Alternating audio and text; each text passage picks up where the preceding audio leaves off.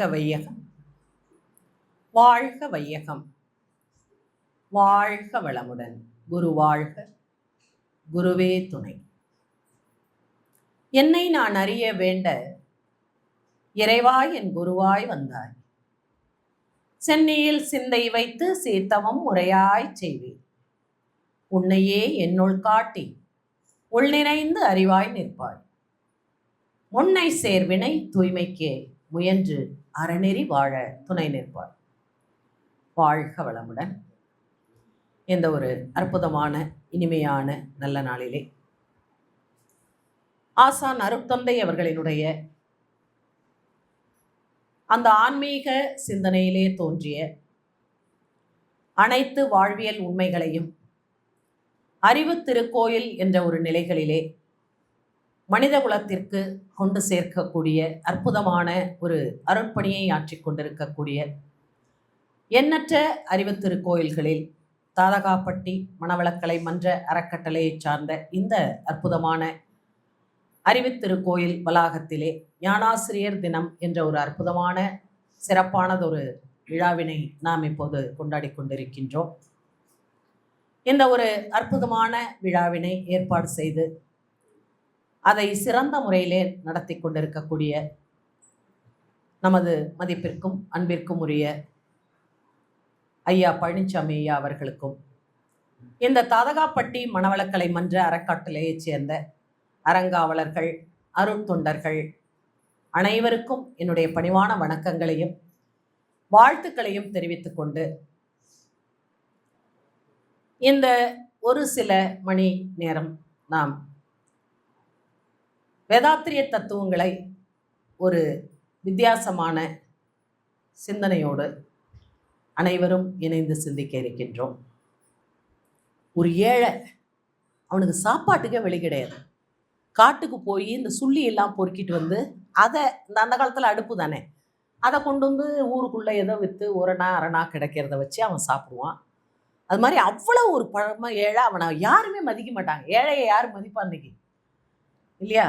பொருள் இல்லாருக்கு இவ்வுலகு இல்லை, அருள் இல்லாருக்கு அருள் அப்புறம் இருந்துட்டு போகுது. முதல்ல பொருள் இருந்தால் தான் இந்த உலகத்தில் நமக்கு மரியாதை, இல்லையா? மகரிஷியை பற்றி சொல்லும்போது கூட சொல்லுவாங்க, வேதசுபையா ஐயா முதல்ல நிறைய மகான்களை போய் பார்ப்பாராம். ஏன்னா குருவை தேடி இருக்கிறார் வேதசுபையா ஐயா. அந்த கதையை சொல்லும்போது நாங்கள்லாம் அழுதுட்டோம். அதாவது அவருக்கு 2 பெண் குழந்தை, ஆண் குழந்தை வேணும்னு சொல்லிட்டு போரூர் துர்க்கைக்கு அவங்க மனைவி வந்து வேண்டிட்டு 48 நாள் பூசை பண்ணாங்களாம். அப்போ இவர் போயிருந்தாராம். இவர் கேட்டாராம், உங்கள் சாமி வந்து ஆம்பளை பிள்ளையை மட்டும்தான் கொடுக்குமா, இல்லை வேறு எது கேட்டாலும் கொடுக்குமான்னு கேட்டாராம். நீங்கள் எது வேணாலும் சங்கல்பம் வைங்க அப்படின்னோன்னா, எனக்கு குரு வேணும்னோன்னா வைங்க சங்கல்பம் அப்படின்னாராம். அந்த பூஜை முடிஞ்சு 48வது நாள் வந்து இவர் ஃப்ரெண்டு சொன்னாரா, நிறைய போவாராம், நிறைய சாமியாருங்க இவங்களையெல்லாம் குருவை தேடி. அப்போ போகும்போது சில இடத்துலலாம் என்ன சொல்லுவாராம், இவர் போய் ஏதாவது இடக்கு முடக்கா இருக்கும்போது தலையில் தட்டி வெளியில் அனுப்பாத ஒரே விரட்டுற அளவுக்கு இவர் பேசுவார் போல இருக்குங்க. ஏன்னா இவருக்கு அறிவுக்கு பொருத்தம் இல்லை. அப்போ அந்த மாதிரி போகும்போது இவர் ஃப்ரெண்டு சொன்னாராம், யாரோ ஒரு சாமியார் வராராப்பா, நீ வா, ஒரு ஏதோ ஒரு ஹோட்டலில் அரேஞ்ச் பண்ணியிருக்காங்க அப்படின்னு சொன்னோன்னே இவர் அவரோட போனாராம். போனோன்னா மகரிஷி அப்படியே பந்தாவாக ஒரு காரில் அப்படியே வாட்ச் இதெல்லாம் நம்ம ஒயிட் அண்ட் ஒயிட்டில் அப்படி இருந்த இவரை பார்த்தா சாமியார் மாதிரியே தெரியலையே, இவர் நமக்கு செட் ஆகுமா அப்படின்னு நினச்சாராம். உள்ளே வந்து ஒரு 2 மணி நேரம் பேசினாராம். அன்னைக்கு விழுந்தவன் தான் எந்திரிக்கவே இல்லை, அதோடு அவர் காலடியில் விழுந்துட்டேன் அப்படின்னு சொல்லுவார். அதனால் ஒரு குரு கிடைக்கிறதுங்கிறது சாதாரண விஷயம் இல்லை. அது மாதிரி அந்த ஏழை பார்த்தீங்கன்னா சாப்பாட்டுக்கே வழி கிடையாது, யாருமே மதிக்க மாட்டாங்க அந்த ஊரில். இவன் ஒரு நாள் போய் அந்த மாதிரி மரம் வெட்டும் போது என்ன ஆகுதுன்னா, ஒரு பானம் ஒன்று கிடைக்கிது. அதில் நிறைய தங்கம், வைரம், வைடூரியமாக ஒரு பொக்கிஷம் கிடைக்குது. அதை எடுத்துகிட்டு வந்து அடுத்தது என்ன பண்ணிட்டான், பெரிய மாளிகை கட்டிட்டான். அப்படியே அந்த ஊர்லேயே இவன் தான் பெரிய பணக்கார மாதிரி ஆனான்னா, தினமும் வெளியில் போகும்போதெல்லாம் பார்க்குறவங்களாம் கும்பிடுவாங்க. பார்க்குறவங்களாம், ஐயா எப்படி இருக்கீங்க, ஊன்னு எல்லாம் விசாரிப்பாங்க. ஒரு வீட்டுக்கு வந்தோன்னே என்ன பண்ணுவார், ஒரு ரூமில் அந்த பொக்கிஷ அறையில் மீதி இருந்ததெல்லாம் சாமி ரூமில் வச்சுருப்பார். அங்கே போய் இப்போ தினம் ஒரு பேசுகிற சத்தங்க, ஒரு மனைவி கூப்பிட்டு கேட்பாங்க, என்னங்க வெளியில் போயிட்டு வந்தோன்னே நேராக அந்த ரூமுக்கு போகிறீங்க, போயிட்டு நீங்கள் பேசிகிட்டு இருக்கீங்களே, யார்கிட்ட பேசிகிட்டு இருக்கீங்க? அந்த பொக்கிஷ பானைகிட்ட தான் பேசிகிட்டு இருக்கேன். இன்னைக்கு வீராசாமி ஒன்று ரொம்ப விசாரித்தான், முனியப்போ ஒன்று ரொம்ப விசாரித்தான். இது எல்லாமே உனக்கு கிடைக்கிற மரியாதை, இது எனக்கு இது வரைக்கும் எவனும் கொடுக்கல. நீ என்கிட்ட வந்ததுனால தான் எனக்கு இந்த மரியாதை. அது மாதிரி வேதாத்திரி மகரிஷி வந்ததுனால தான் அமுதா ராமானுஜத்துக்கு இந்த மரியாதை. இல்லைன்னா யார் மதிப்பா நம்மளை? இல்லையா? இப்போ அது போல ஒரு குரு நம்ம வாழ்க்கையில வந்து இணைகிறாரு அப்படின்னு சொன்னா அது சாதாரண விஷயம் கிடையாதுங்க. பூர்வ புண்ணியம் இருந்தால் தான் குருவினுடைய ஒரு அன்பும் அவருடைய கடைக்கண் பார்வையும் நமக்கு கிடைக்கும். இல்லாட்டினா கிடைக்காது. இறைவனை எல்லா இடத்துலையும் தேடணும். எங்கெங்கேயோ இருக்கிறதா தான் இது வரைக்கும் வணங்கிட்டு இருந்தோம். ஆனால் எனக்குள்ளேயும் இறைவன் இருக்கு அப்படின்னு சொல்லி எனக்கு உணர்த்த வரக்கூடிய ஒரு ஆசிரியர் யாருன்னா, ஞானாசிரியர் யாருன்னா அது குரு மட்டும்தான். இப்போ உலகத்துல எத்தனையோ குருமார்கள் இருக்காங்க.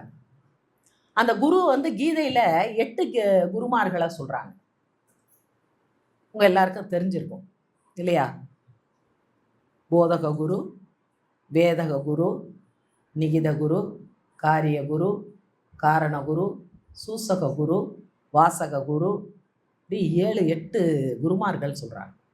இப்போ சூசக, வாசக, நிகித, விகித, காரிய, காரண இதெல்லாம் இப்படி 8 குருமார்களை சொன்னா கூட அந்த ஒவ்வொருவருக்கும் ஒவ்வொரு தன்மை இருக்கு. இப்போ போதக குருன்னா போதிப்பாங்க, அவங்க குரு. வேதக குருன்னா வேதத்தை சொல்லி கொடுக்குறவங்க. சூசக குரு அப்படின்னா சூட்சுமமாக சொல்லக்கூடியது. வாசக குருன்னா படிக்க போதிக்க சொல்லி கொடுக்குறவங்க.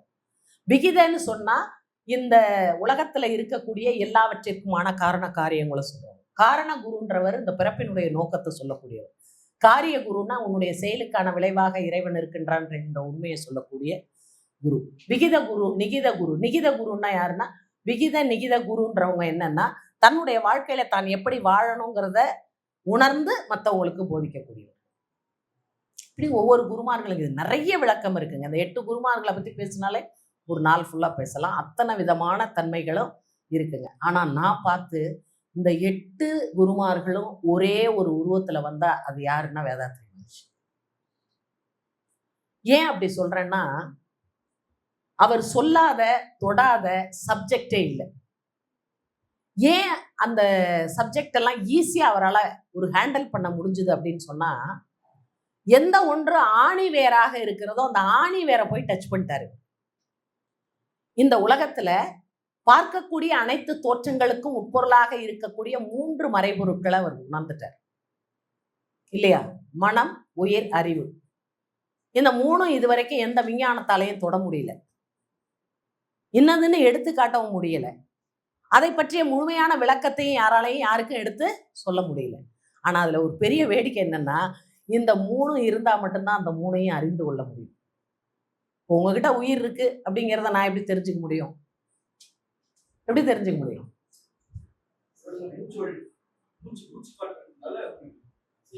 என்கிட்ட உயிர் இருந்தாதான் உங்க உயிரை உணர்ந்து முடியும்.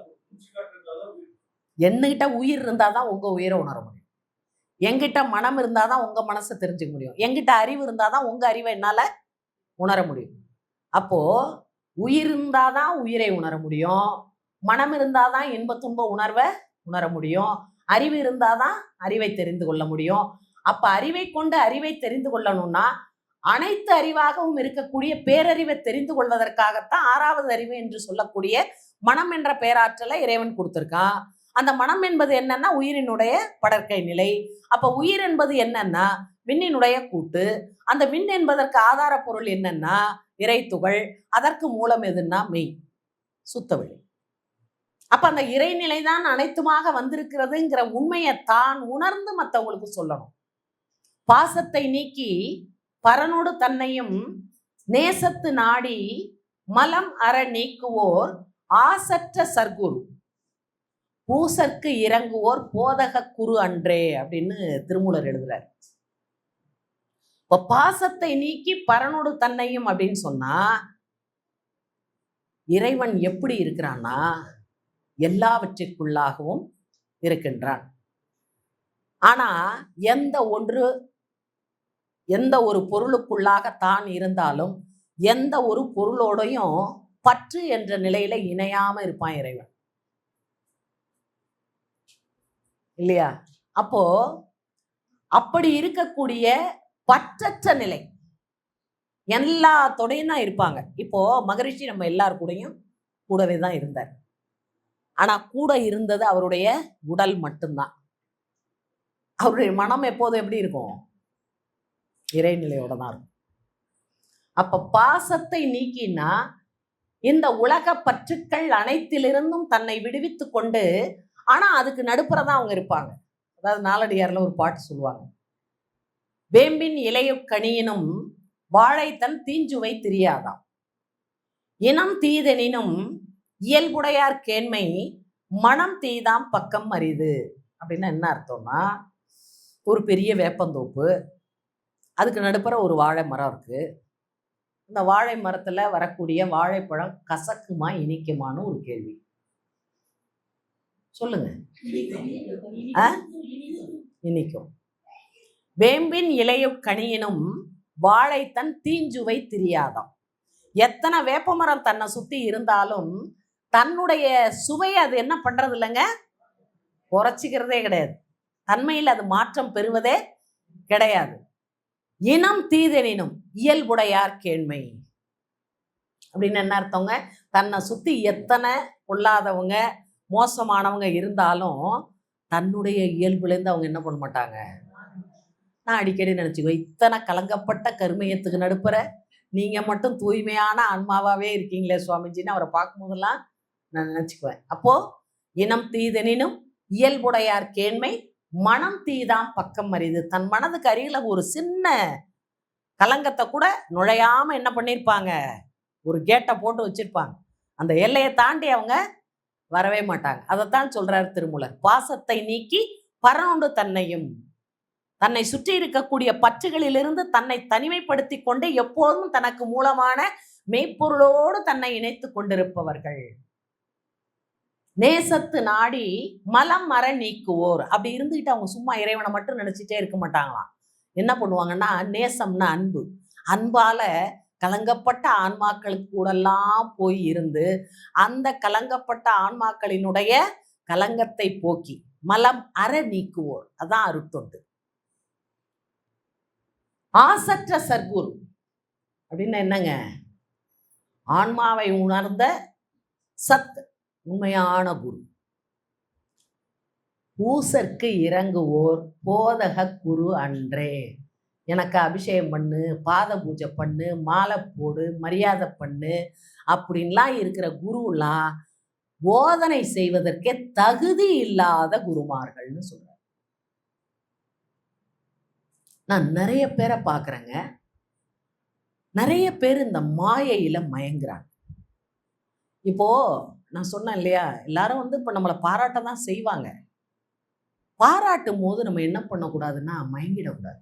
மயங்கினோம்னா அதோட நம்ம பாராட்டுக்கு உரியவர்கள்ன்ற நிலையிலேருந்து பின்னாடி வந்துடும். நம்ம என்ன பண்ணணுங்க, யாரு பாராட்டினாலும் அத்தனை பாராட்டையும் யாருக்கு வாங்கி கொடுத்துடணும்? குருவுக்கு கொடுத்துடணும். ஏன்னா இந்த அறிவு அவர் கொடுத்தது. அப்ப இந்த பாராட்டம் யாருக்கு தான்?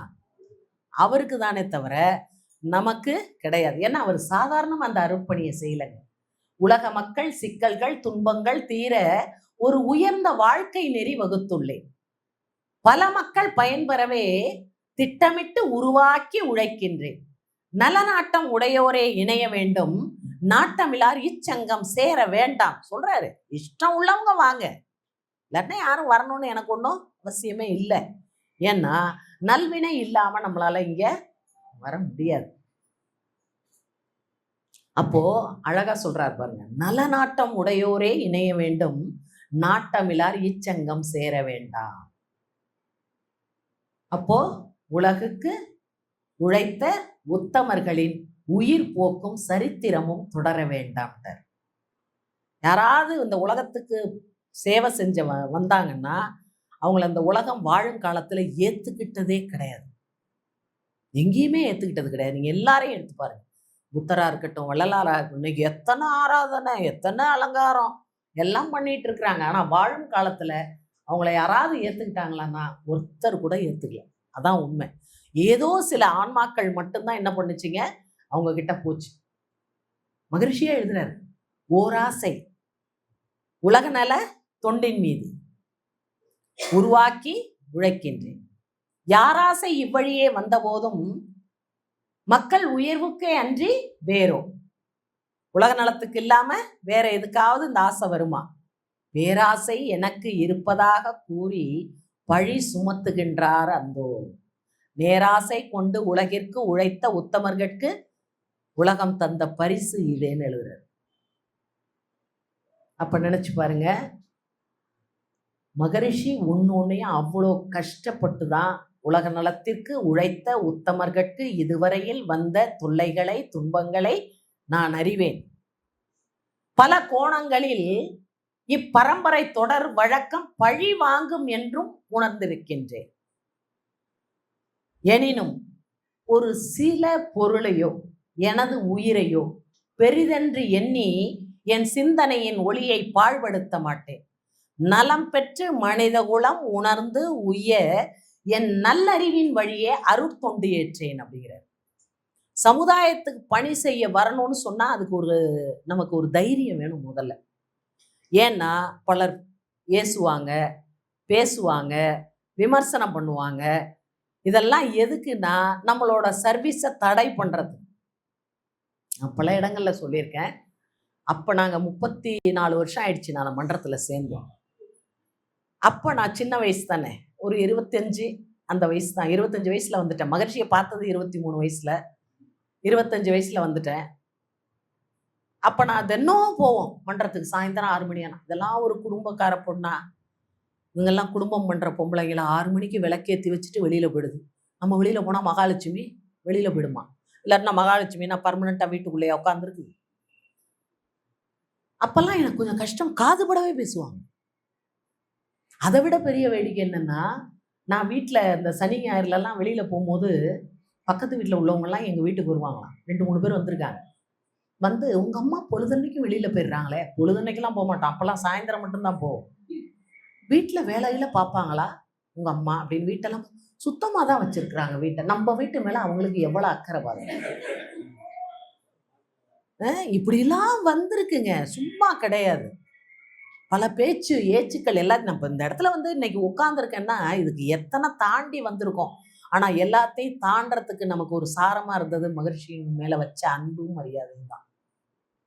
அதனால ஒரு சர்வீஸ் பண்றோம்னா நிறைய பேர் என்கிட்ட சொல்லுவாங்க, நேத்து கூட ஒரு சகோதரி, நாங்கெல்லாம் நேரம் இல்லைன்னே சொல்லிட்டு இருப்போம். நீங்க இவ்வளவு பெரிய குடும்பத்துல இருந்து வந்திருக்கீங்கன்னு நினைச்சோன்னா நாங்கெல்லாம் ஒண்ணுமே இல்லை, அவ்வளோலாம் நாங்கெல்லாம் ஒன்றும் பெருசா கஷ்டப்படலை. நான் தான் சொல்லுவேன், சின்ன பாத்திரத்துல தான் காப்பி போடுவோம், சின்ன பாத்திரத்துல தான் மாவரைப்போம், சின்ன பானையில தான் சாதம் அடிப்போம். ஏன்னா வீட்டில் பர்மனெண்டா 25 பேர், விருந்தாடி வந்தா 50 பேர், மே மாசத்துல 70 கூட தாண்டும் சமயத்துல. அதெல்லாம் அப்படியே போடுவோம், வடிச்சுட்டே இருப்போம், போட்டுட்டே இருப்போம். அதெல்லாம் ஒரு கடமையா நம்ம எடுத்துக்கிட்டோம். அது ஒரு பெரிய விஷயமா இல்லை. ஆனா வேதாத்ரி மகர்ஷியினுடைய மிகப்பெரிய ஒரு சக்சஸா நான் பார்க்கறது என்னன்னா, குடும்பத்துல இருக்கக்கூடிய பெண்கள் கூட இப்படி சமுதாயத்துல வந்து ஒரு உயர்ந்த தத்துவங்களை சொல்ல முடியும்னு. இப்போ ஐயெல்லாம் நிறைய படிச்சிருக்காங்க. இப்போ நாங்கெல்லாம் கல்லூரி பக்கமே போனதில்லை. எத்தனை யூனிவர்சிட்டி, எத்தனை காலேஜ், எத்தனை இதில் போய் நம்ம இன்னைக்கு ஒரு பயிற்சி நடத்துகிறோன்னா, சில இடங்கள்லாம் போன தடவை இப்போ மெப்கோ காலேஜுக்கு போயிட்டு அன்னைக்கு பயிற்சி எடுத்து வந்தேன். ஒரு 1080 பிள்ளைங்களுக்கு முதல் நிலை அகத்தாய்வு. போன வருஷத்துக்கு முதல் வருஷம் அந்த காலேஜ் ப்ரொஃபஸர்ஸ்க்கெல்லாம் பயிற்சி கொடுக்க சொன்னாங்க. எல்லா நிலையிலையும் அவங்கெல்லாம் பார்த்தா ஐயா மாதிரி பல டிகிரி வாங்கினவங்க இல்லையா. அப்போ நான் பயிற்சி நடக்கும்போது எல்லாரையும் மகராசனம் பண்ணிட்டு இப்போ நான் தான் பக்கத்தில் மைக்கில் நின்றுட்டு சுற்றி வந்து ஐயா எப்படி வைங்க, காலை அப்படி வைங்க, அப்படி தோல் அப்படி வைங்க, அப்படி வைங்க அப்படிலாம் சொல்லிகிட்டே இருப்பேன். காலையில் ஒரு 150 பேருக்கு, சாயந்தரம் ஒரு 125 பேர், 2 ஷிஃப்டாக ஒரு 5 நாள் அங்கேயே தங்கியிருந்து, ரொம்ப நல்ல ஒரு ஸ்டார் ஹோட்டல் மாதிரி ரூமு, நமக்கு நல்ல சௌரியமாக எல்லாமே பண்ணி கொடுத்தாங்க. அப்போ அந்த காலேஜில் வேலை பார்க்குற ஒரு ஐயா, அந்த ஆஃபீஸ் ரூமில் இருக்கிறவர் வந்து பார்த்துக்கிட்டே நின்னார். என்கிட்ட வந்து சொன்னார், எம்மா இதெல்லாம் சாதாரண ஆளா, நீங்கள் குப்புரை போட்டு உருட்டி விட்டுருக்கீங்க எல்லாத்தையும், அவ்வளோ படித்தவங்க அவங்களும், அம்மா நான் கரெக்டாக வச்சுருக்கேன்னா இது கை அப்படி தான் வைக்கணுமா அப்படின்லாம். இப்போ நான் நினச்சி பார்ப்பேன், நம்மளாம் காலேஜுக்கு படிக்கவே போகல, இப்போ நம்மளை வந்து அத்தனை ப்ரொஃபஸரையும் போட்டு உருட்ட வைக்கிறாரு மகரிஷி. அப்போ இதெல்லாம் எப்படி நடக்கும், இது எப்படி சாத்தியம் அப்படின்னு பார்த்தா, இதெல்லாம் வந்து நம்ம கையில் எதுவுமே கிடையாது. நம்ம மட்டும் சரியான நிலையில் இருந்தால் நம்மளை சரியாக பயன்படுத்துறதுக்கு அவருக்கு தெரியும். நிறைய பேர் என்கிட்ட வந்து கேட்பாங்க, அம்மா நாங்கள் உங்களை மாதிரி சர்வீஸ் பண்ணணும், உங்களை மாதிரி சர்வீஸ் பண்ணுவோம். அடையாப்பா நான் பண்ணுறதே சர்வீஸே கிடையாது முதல்ல. நீங்கள் அதை சர்வீஸ்ன்னு நினைக்கிறேன். சர்வீஸ் பண்ண ஒரே ஆள் வேதாத்ரி மகர்ஷி மட்டும்தான்.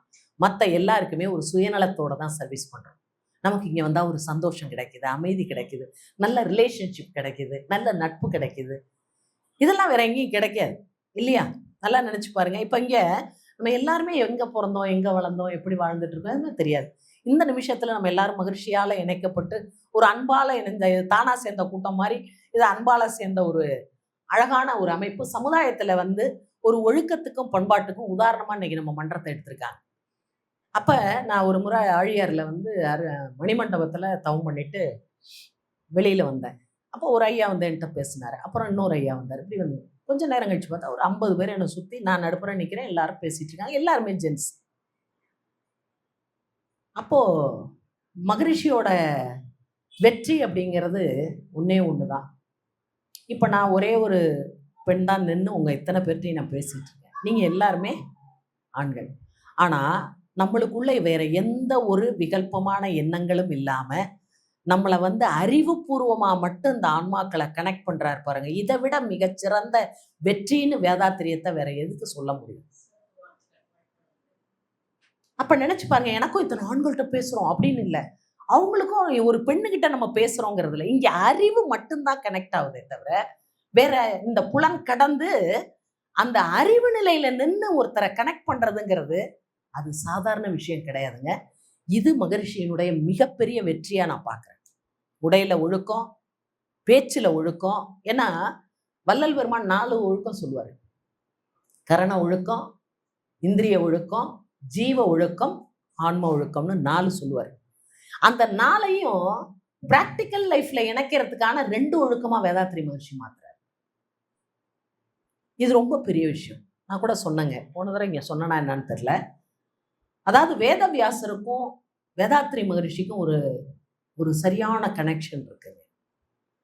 அது என்ன அப்படின்னு பார்த்தீங்கன்னா, வேதத்தின் சாரமாக இருக்கக்கூடிய ஒன்றை வேதாத்ரி மகர்ஷி 2 லைன்ல அடக்கிட்டார். வேதத்தை உருவாக்குனவர் வேதவியாசர், நம்மளுக்கு தெரியும் இல்லையா?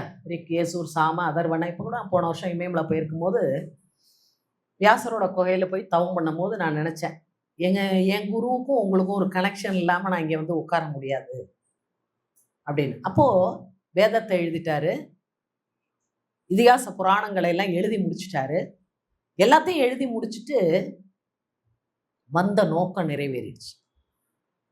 இந்த உலகத்துக்கு இறைவன் என்ன அனுப்பின வேலை முடிஞ்சிருச்சின்னு அவர் நினைக்கிறாரு. அப்போ ஒரு பாமரன் வர்றான், வந்து சொல்கிறான், சாமி நானும் பார்த்துக்கிட்டு இருக்கேன் ரொம்ப காலமா, நீங்கள் நிறைய பேரை வச்சு நிறைய என்னென்னமோ சொல்கிறீங்க, இறைவனை அடையிறதுக்கு இதெல்லாம் வழின்னு நீங்கள் சொல்லியிருக்கீங்க. எனக்கு இறைவனை வணங்குறேன், எல்லாமே செய்கிறேன். ஆனால் அதை நீங்கள் சொல்கிறத புரிஞ்சுக்கிற அளவுக்கு எனக்கு எல்லாம் இல்லை. இப்போ நமக்கெல்லாம் அத்வைதம் படித்தா புரிஞ்சிருமா? இல்லை வேதம் புரியுமா? உபநிஷத்து புரியுமா? இல்லை இதிகாசங்களில் எல்லாத்தையும் நம்மளால் பூரணமாக உணர்ந்து கொள்ள முடியுமா? முடியாது இல்லையா? இப்போ இதெல்லாம் எனக்கு ஒன்றுமே புரியல. என்னை போன்ற சாதாரண பாமரன் புரிந்து கொள்வதற்கு ஏதாவது ஒரு வழியை உங்களால் சொல்ல முடியுமான்னு கேட்கும்போது அப்படியே இடிஞ்சு போய் உட்கார்றாரு வேதவியாசர். நான் நினச்சேன், எல்லாத்தையும் இந்த உலகத்துக்கு ஒரு மனிதன் எப்படி உய்ய வேண்டுமோ அதற்குண்டான அத்தனை தத்துவங்களை நம்ம கொடுத்துட்டோம்னு நான் நினச்சேன். ஆனால் ஒரு பாமரனுக்கு ஒன்றுமே புரியலைங்கிறானே. இப்போ இதுக்கு நான் என்ன வழி சொல்றது அப்படின்னு யோசிக்கிறேன். யோசிச்சுட்டு அப்படியே உட்கார்ந்துருக்கும் போது இறைவன் அதுக்கு ஒரு சொல்யூஷன் கொடுப்பான். 2 மட்டும் நீ உன் வாழ்க்கையில் கடைபிடி. அந்த 2 கடைபிடிச்சின்னா இத்தனையும் நான் சொன்னல உலகத்துக்கு, அதை முழுசையும் நீ கடைபிடிச்சதா அர்த்தம். பரோபகார புண்ணியாய பாபாய பரபீடனம். இந்த 2 தான் சொல்றாரு. அப்படின்னா என்னன்னா, பரோபகார புண்ணியாய, எந்த உயிருக்கும் துன்பம் செய்யாதே. அதான் பரோபகார புண்ணியம். எந்த உயிருக்கும், துன்பப்படுற உயிருக்கு என்ன பண்ணணும்? நீ ஏதாவது ஒன்று செஞ்சு அந்த துன்பத்தை போக்கணும். பாபாய பரபீடனம், நீ எந்த உயிருக்காவது துன்பம் கொடுத்தீன்னா அது இறைவனுக்கு நீ துன்பம் கொடுத்ததா அர்த்தம். இதை தானே வேதாத்ரி மகர்ஷி சொல்றாரு. யாருடைய மனதை நீங்கள் துன்பப்படுத்தினாலும் இறைவனை துன்பப்படுத்தியதாக அர்த்தம். ஏன்னா நம்மிடம் மனமாக இருப்பது இறைநிலை. இது நமக்கு கொஞ்சம் புரியாது. என்னன்னா, இப்போ ஒரு டம்ளர்ல தண்ணி இருக்கு. இப்போ நான் உங்கள்கிட்ட கேட்டா என்ன சொல்லுவீங்க? என்ன சொல்லுவீங்க? தண்ணி. நான் ஒரு உப்பு கொஞ்சோண்டு போட்டேன் அதில். இப்போ என்னாச்சு? அதில் கொஞ்சம் சர்க்கரையை போட்டேன். ஜூஸ்ன்னு சொல்ல முடியாது. இது இங்கிலீஷில் சொன்னால் கரெக்டாக இருக்கும். Sugar salt water. சரியா? இப்போ அதில் ஒரு அரை மூடி லெமன் புழிஞ்சிட்டேன். இப்போ என்ன? ஜூஸ். அதில் ஏலக்காய் தட்டி போட்டேன். Tasty juice. சரி, இப்போ நான் ஒன்று ஒன்றா அதில் ஆட் பண்ணேன். இது எல்லாமே ஒன்றா கலந்துருக்கு. ஆனால் இது எல்லாத்துக்கும் உட்பொருளாக இருந்தது எதுங்க? அது மாதிரி இறைநிலை நம்மள்கிட்ட என்னவா இருக்குங்க? மனம் என்ற பேராற்றலாக இருக்கு. இப்போ இதிலெல்லாம் நல்லதை கலந்தோம், அதனால அது ஜூஸ் ஆச்சு. ஆனால் இதில் என்ன கலந்துருக்கோம்னா பேராசை, சினம், கடும்பற்று, முறையற்ற பால் கவர்ச்சி, உயர்வு தாழ்வு மனப்பான்மை, வஞ்சம்னு சொல்லக்கூடியதெல்லாம் கலந்துட்டதுனால இப்போ இது என்னவா மாறி போச்சுங்க? என்னவா மாறி போச்சு? களங்கமாக இருக்கிறது. அப்போ அந்த களங்கமாக இருக்கக்கூடிய அந்த மனதிற்கு அடிப்பொருளாக இருக்கிறது எதுங்க? கீழே இருக்கிறது எது? மெய்ப்பொருள் தான். அப்ப நீ யாரை துன்பப்படுத்தினாலும் இறைநிலை எல்லா இடத்துலையும் இருக்கு. மகிழ்ச்சி, நான் சொல்லியிருப்பேன் இதெல்லாம் என்னோட ஸ்பீச்சஸ்ல. ஒரு முறை பிரம்ம விளக்கத்தை மகிழ்ச்சி பேசிட்டு இருக்காரு. அப்போ கேட்டாரு, நீங்க ஒரு கடல் கரைக்கு போறீங்க, ஒரு கை தண்ணியை கையில் எடுத்துருங்க. இப்போ உங்கள் கையில் இருக்கிறது என்ன தண்ணி? நாங்களாம் உடனே ஆர்வமா, கடல் தண்ணி சுவாமிஜி. கடல் தண்ணி தானே? சரி, இதுக்கு அதுக்கு தன்மையில் ஏதாவது வித்தியாசம் இருக்கா அப்படின்னாரு. இல்லை சுவாமிஜி, ரெண்டும் ஒன்றா தான் இருக்குது தன்மை. ஏன்னா இதுலேருந்து தானே இப்போ தானே எடுத்திருக்கோம். சரி, அப்போ இதுக்கு அதுக்கு என்ன வித்தியாசம் அப்படின்னு கேட்டார். இது சின்னதாக இருக்குது, அது பெருசாக இருக்குது சாமிஜி அப்படின்னும். அப்போ சொன்னார், அதில் கப்பல் விடலாம், இதில் கப்பல் விட முடியாது.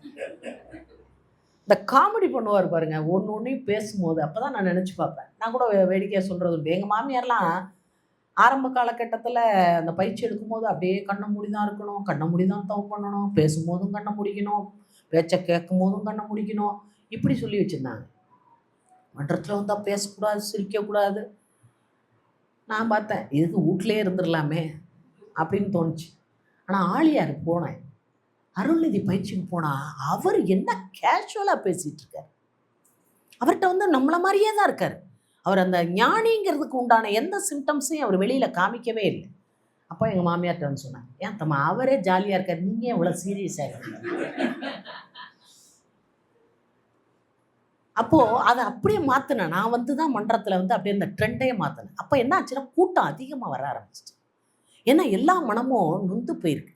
பல பிரச்சனைகளால் அவங்கவுங்க எத்தனையோ சுமைகளை தாங்கிட்டு வரும்போது அவங்க மனம் வெயிட்லெஸ்ஸாக ஆகணும்னா நம்ம வர்றவங்கள வந்து அந்த சந்தோஷமாக அவங்கள்ட்ட அணுகுமுறை இருக்குது பார்த்தீங்களா?